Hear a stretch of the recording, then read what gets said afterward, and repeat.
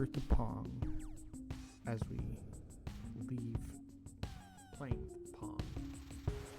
Al Alcorn, the creator of Pong, discusses the design process of this iconic game and how its signature sound effects came from a lack of resources.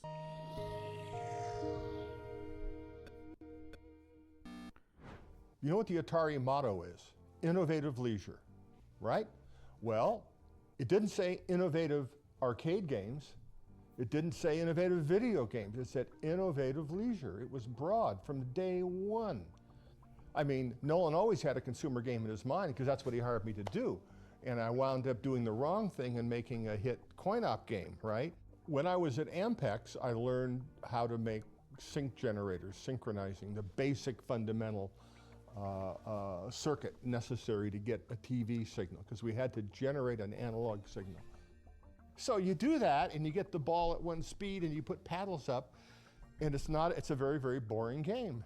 And so I added the speed up and I added the angles off of that, just, to make it playable, interesting. And so it started getting a little interesting. That's cute. And Nolan said, well, it's got to have score. We had a pretty good game, and hey, great. So what are you going to do for sound? I go, sound? I'm already over budget. What am I going to do? Nolan said, well, I want the sound of a roar of a crowd of thousands applauding your win. And Ted said, I want boos and hisses. And I'm thinking, how do I do that? Listen, I got video. I got the goddamn game up. Now you wanted me to do this. I'll be right back. So I pissed around for a day and poked around sounds that already existed in the vertical sync generator and gated them out with the 555 timer. I love it. Years later, the sound is so well thought out, so appropriate. It was like, are you kidding me?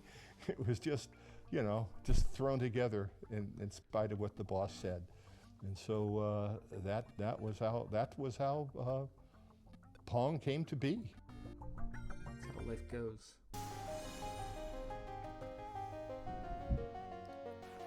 Promotional flyers. Pong's original flyers still included the name Syzygy Engineering, but later materials accentuated the Atari name and Fiji logo. Pong, an Atari corporation. Syzygy Engineering.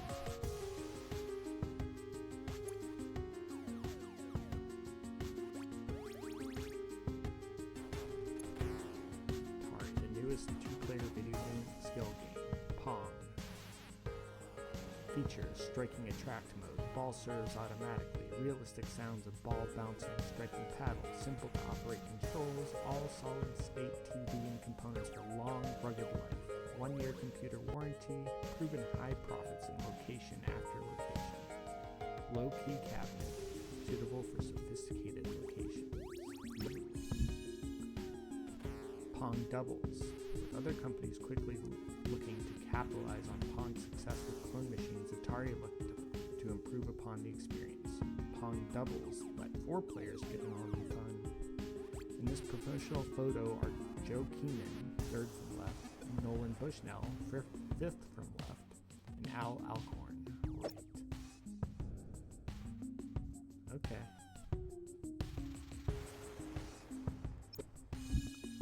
Puppy Pong.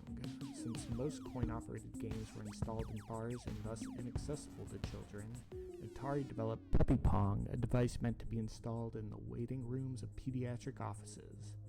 The idea did not catch on, and Puppy Pong only had a small production run. Happy faces in your waiting room. Pong, the electric video game everybody loves to play, is now available for waiting rooms in 2 exciting new designs. Now kids, and adults too, will want to be early for their appointments. Puppy Pong, okay. Puppy Pong and Dr. Pong.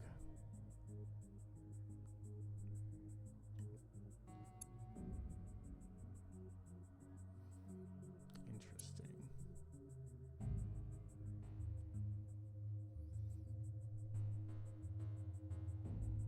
Huh.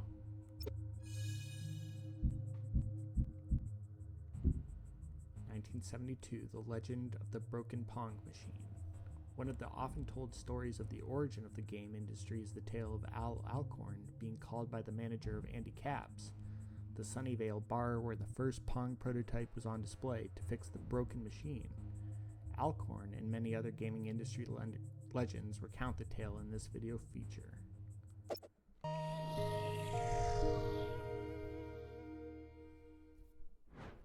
So everybody's heard the Pong story.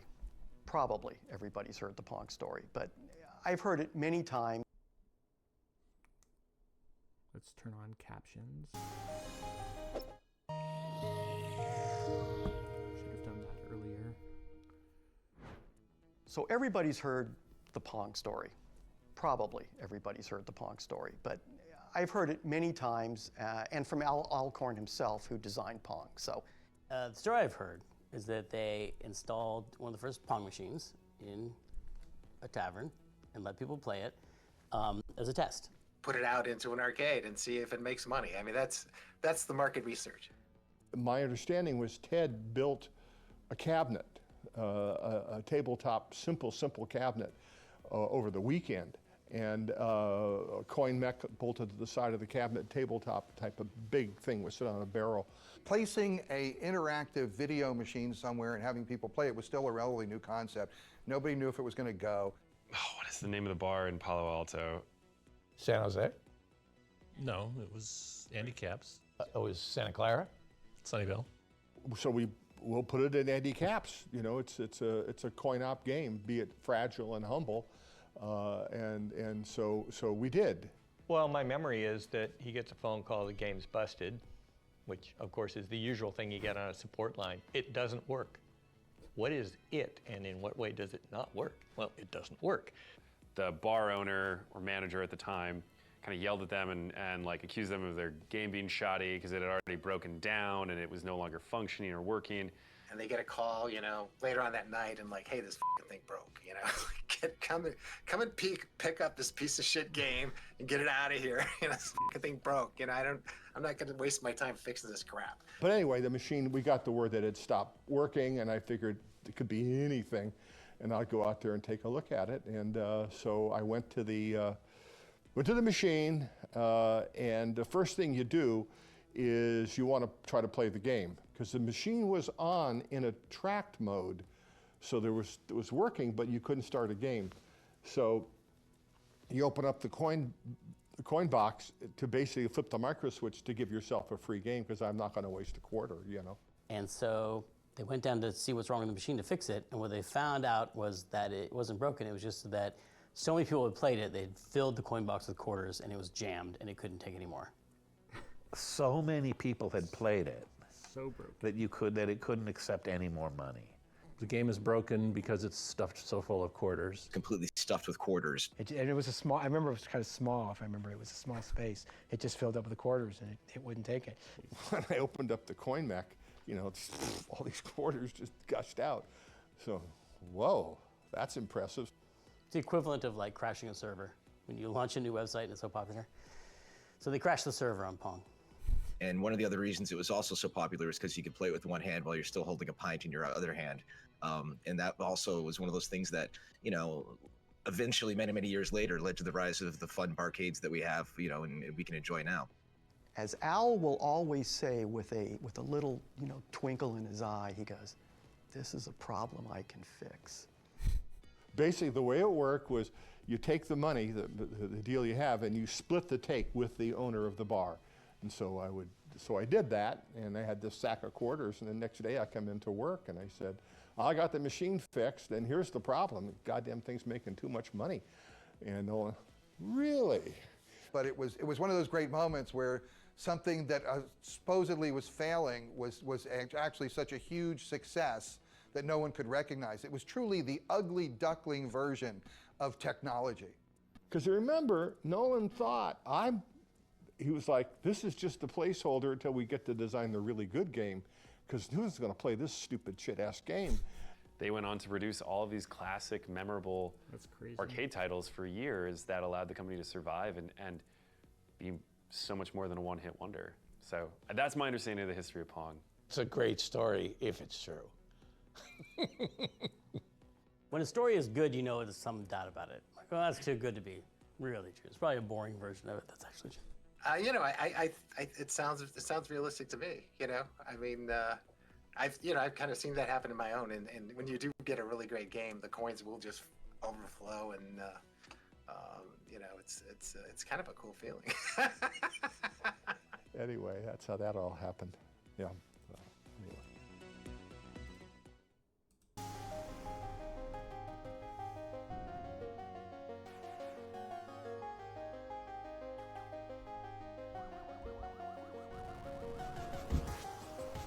For Atari's second game, it went back to the space genre. Space Race challenged two players to get their spaceship to the top of the screen first, while dodging an asteroid field. Although space games would eventually be some of the top earners at the arcade, Space Race was not a success.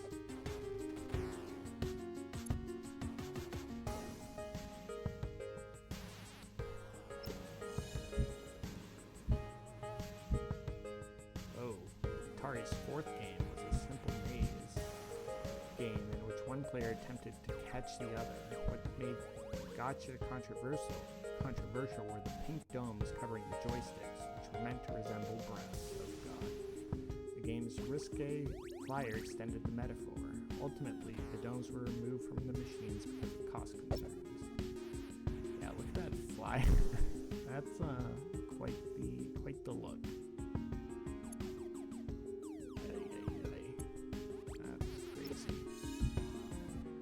Touch Me, an Atari coin-operated machine called Touch Me, was not a video game, but an electronic device that challenged a player to repeat an ever-lengthening pattern of button pressing.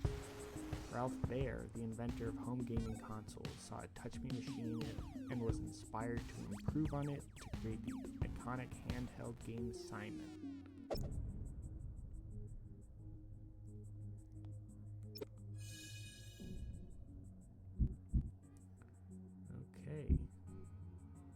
Key Games, 1973.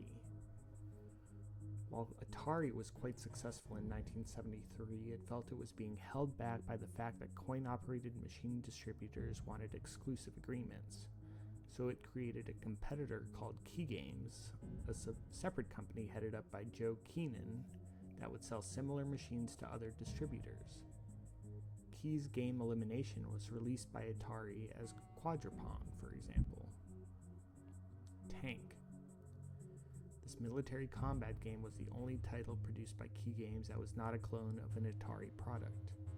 Shortly after its release, Atari formally acquired Key, bringing an end to the fiction that they were competitive rivals. However, the Key Games division continued operation under its own name until 1978. Realistic tank controls.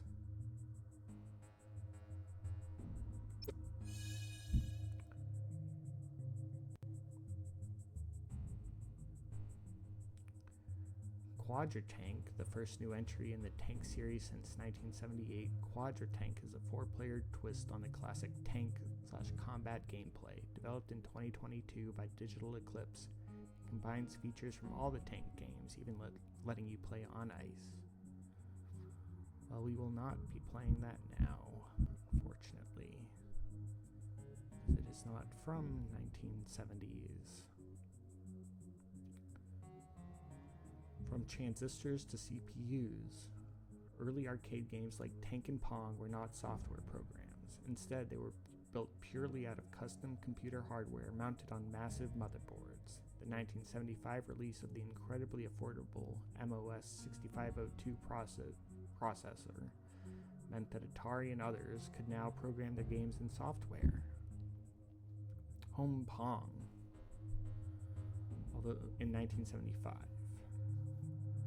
Although the Magnavox Odyssey, designed by Ralph Baer, had already come out in 1972, the home video game craze truly kicked off with the wildly successful Home Pong, first released, as shown here, by the retailer Sears as Telegames Pong for the 1975 Christmas season.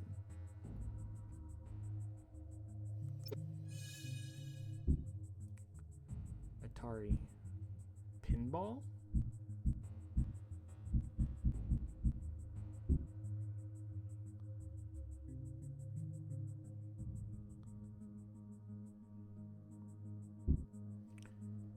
Atari launched a pinball division in 1975 with the aim of innovating on the still popular game.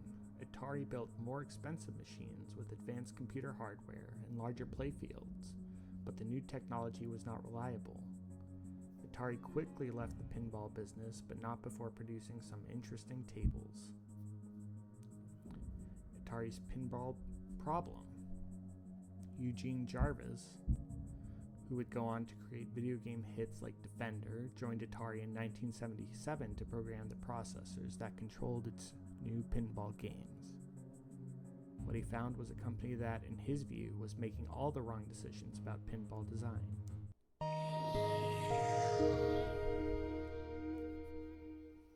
I mean, Atari really, why were they in the pinball business? You know, here they had this tiger by the tail of video games, you know, just this supernova of creativity and possibilities, and, you know, they were nailing it left and right, creating new genres every other week.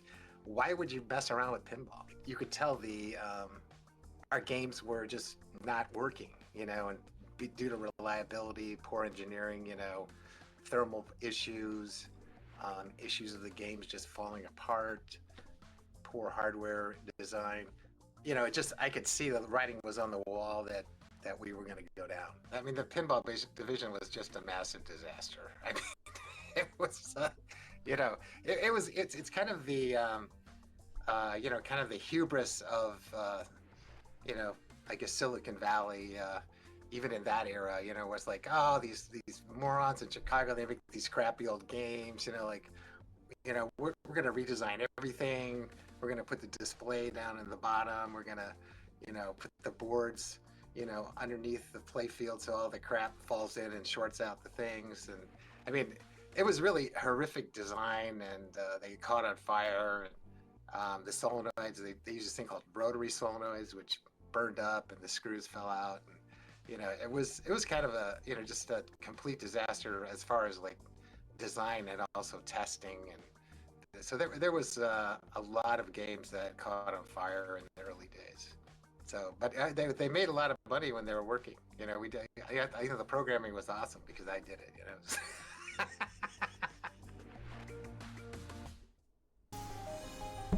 Very cool.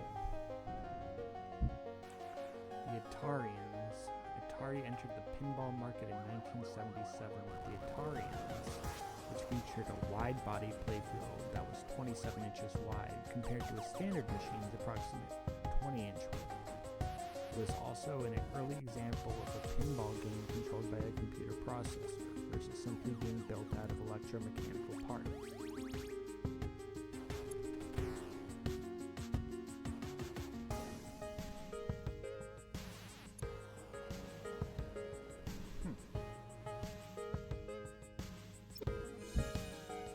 Time 2000. The first pinball machine for which Jarvis did the programming was Time 2000. Like the Atarians, it featured a wide-body playfield for more scoring opportunities and more ball action. In keeping with the time theme, it featured 2 clocks in the playfield that advanced bonus counters. Designed by Marty Rosenthal.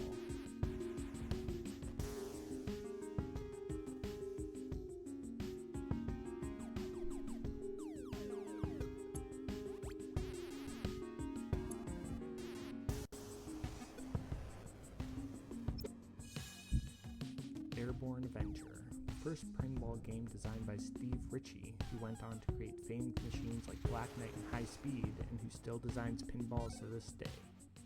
Programming by Eugene Jarvis.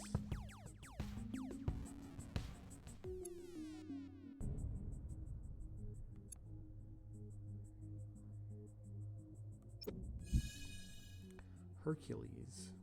At 7 feet tall, 8 feet deep, and over 3 feet wide, Atari's Hercules is the biggest commercial pinball machine ever manufactured. Instead of a standard silver pinballs, it used pool cue balls. Ultimately, once players got past the novelty factor, Hercules wasn't much fun. It was the last pinball machine that Atari ever produced. Interesting. Cue balls instead of pinballs.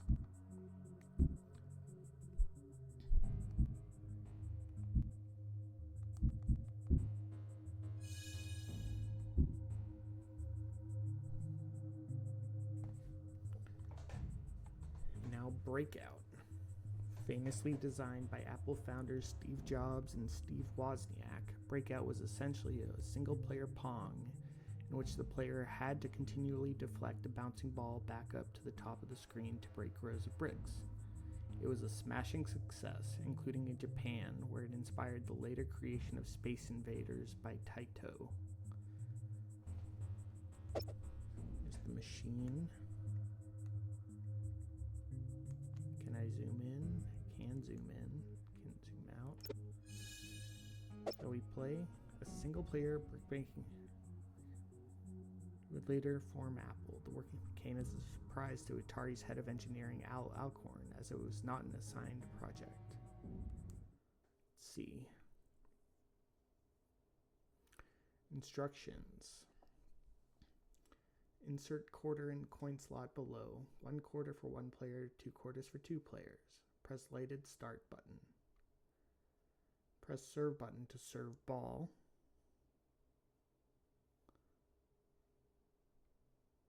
Turn knob to move paddle back and forth and knock down as many bricks as possible. Game ends after 3 balls are served to each player.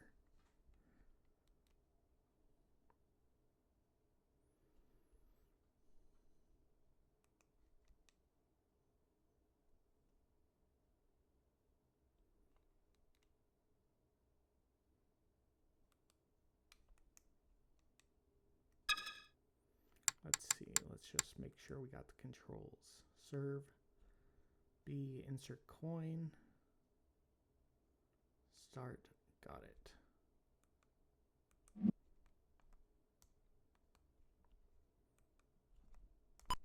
Oh, well that was bad.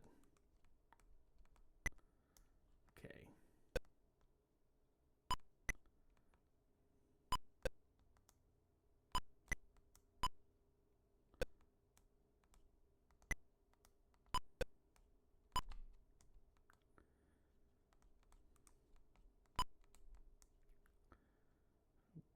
That was not good.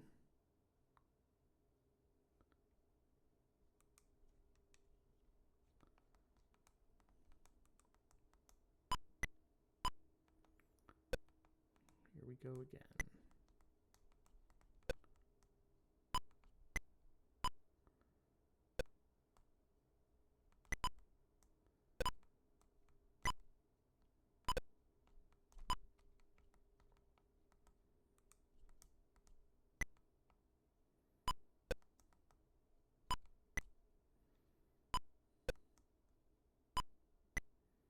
I wonder if there's a way to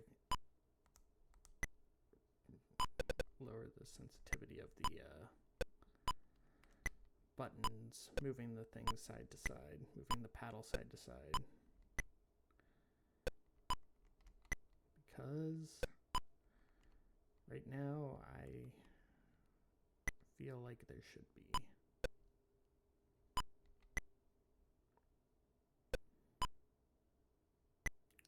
I think we'll call it a win if I were to ever get this entire thing done, or 30 minutes are passed. Whichever comes first.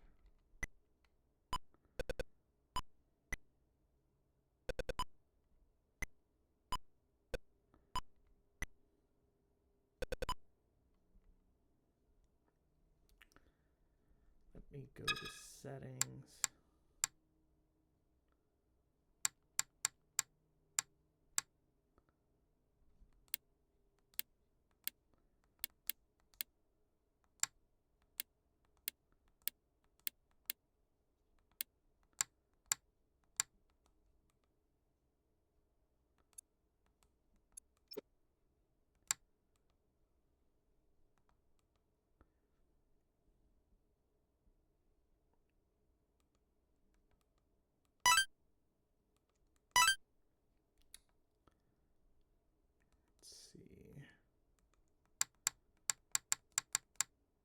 What does this do?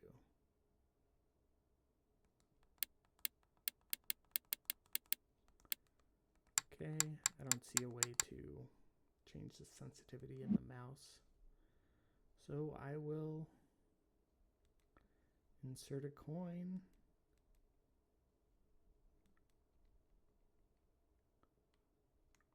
want to do 2 players.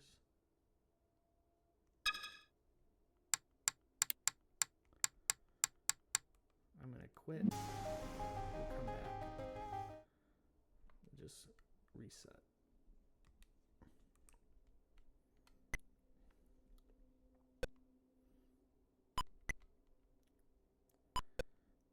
This is a classic game.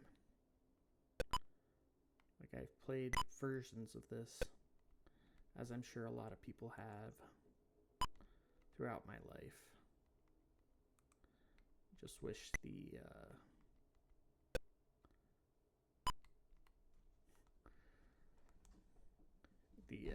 I wish the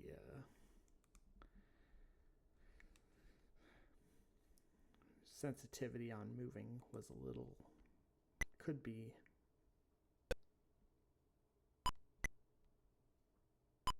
customized a bit here.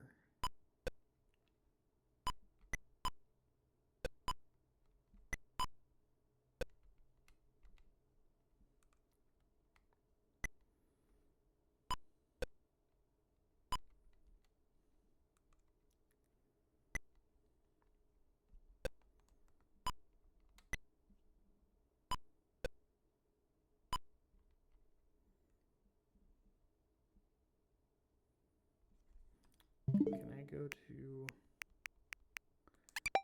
here?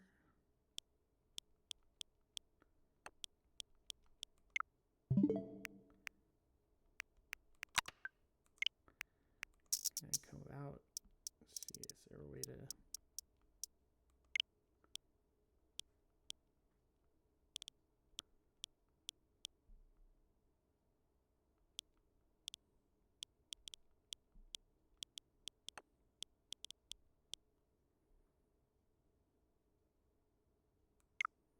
Well, I don't see anything there to change settings. Nope.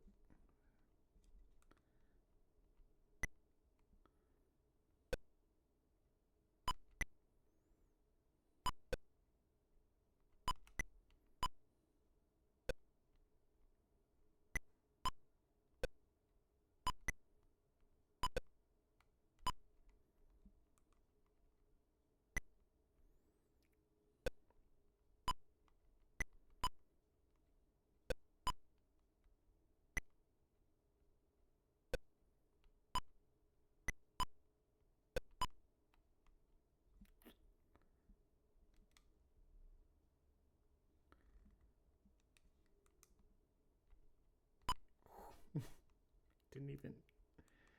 Yikes. I had it and then I moved out of the way.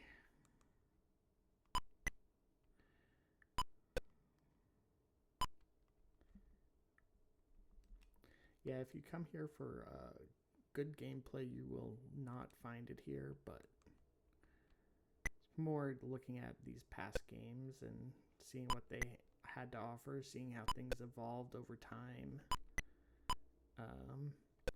Hopefully one day we'll get to modern times, modern game, or at least more modern.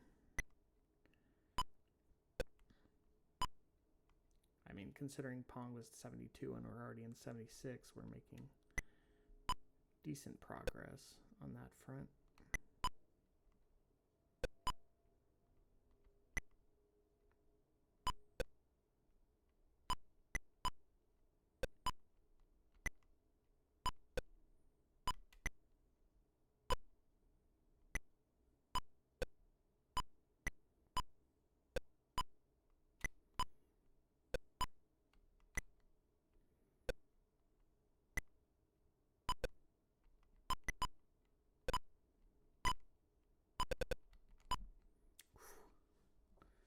Okay, got a little going there.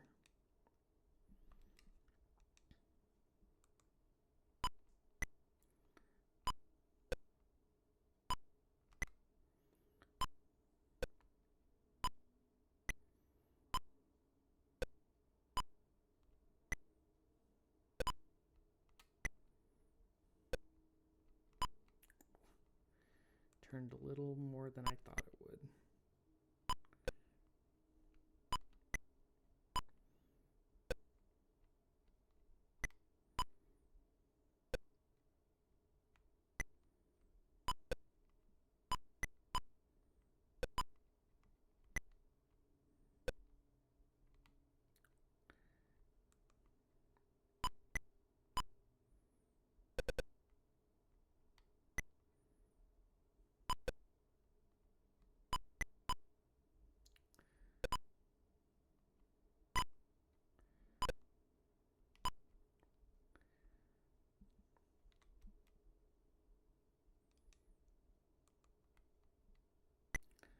Wonder how long it will take me.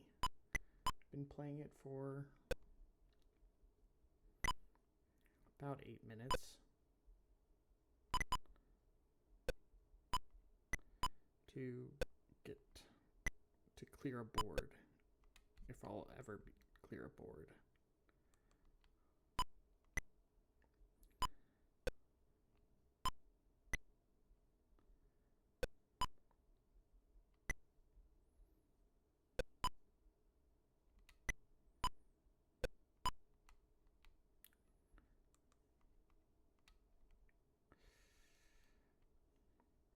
See, I feel like I'm getting better, and then just the sensitivity on the controller screws it up a little bit.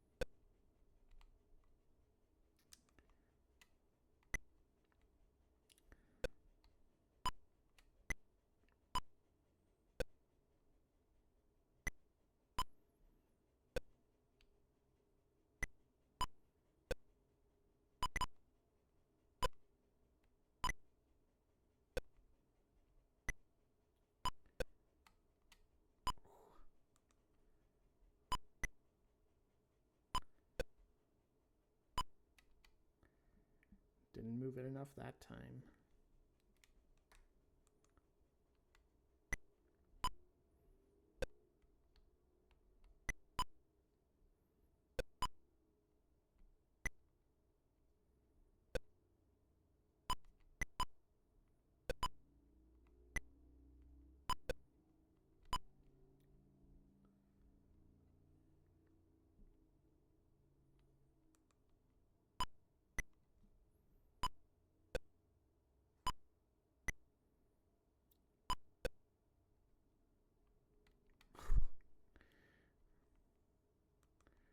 Sometimes you miss it and it's just barely.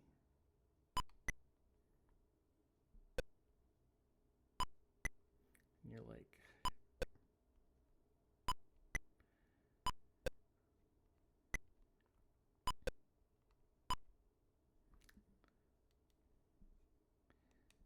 controls are a bit finicky.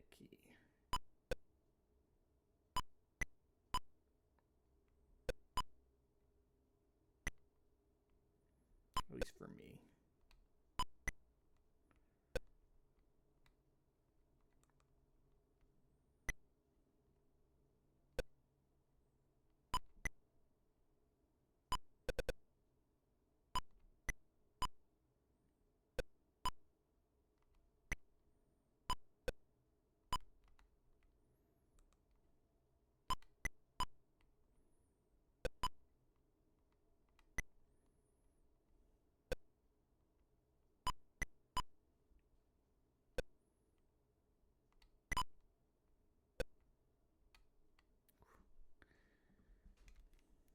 And maybe my eyesight's just not very good either.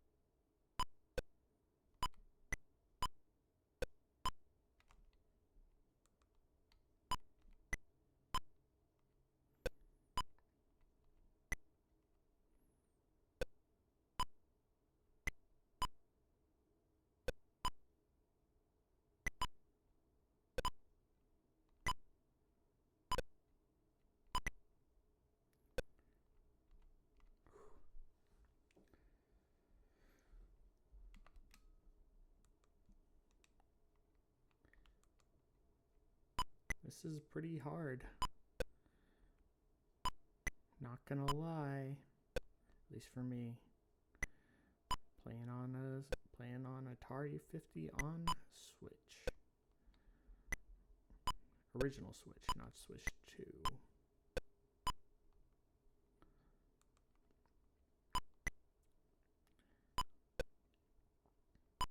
Because I don't need a Switch 2 to play this. Like, we're literally playing Pong or Breakout.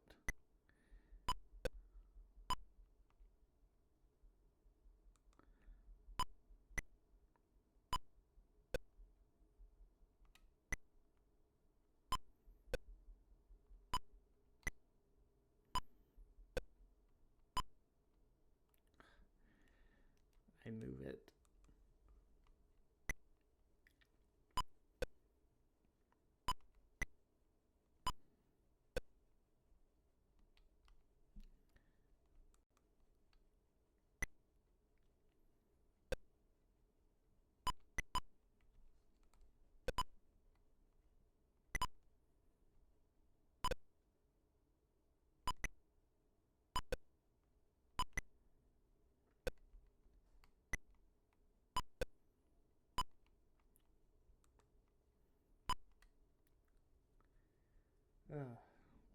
Maybe one more. One or two more. God, like my second time doing this was like about my best.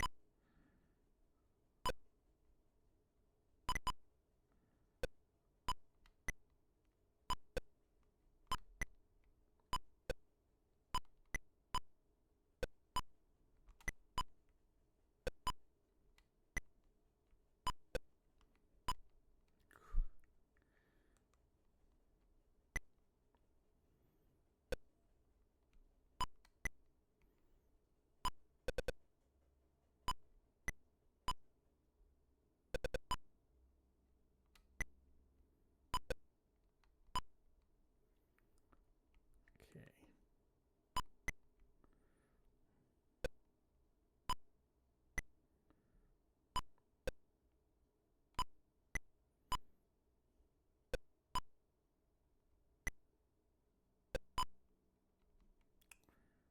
So close.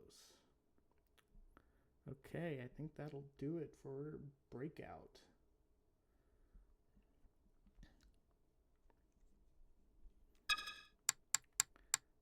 And let's see. Let's take a look at a few other things for Breakout, and then we will be done for the day. Promotional flyer. The Atari logo on the Breakout flyer includes the company's original tagline, Innovative Leisure.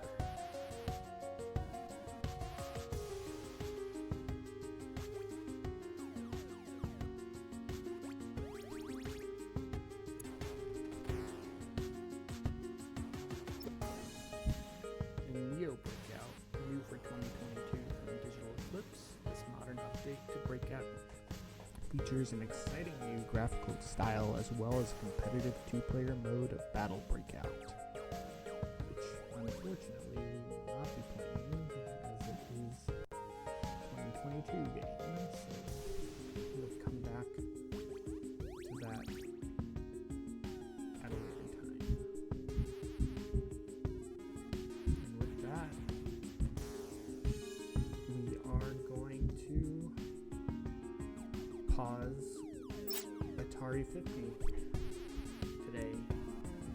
Thanks for joining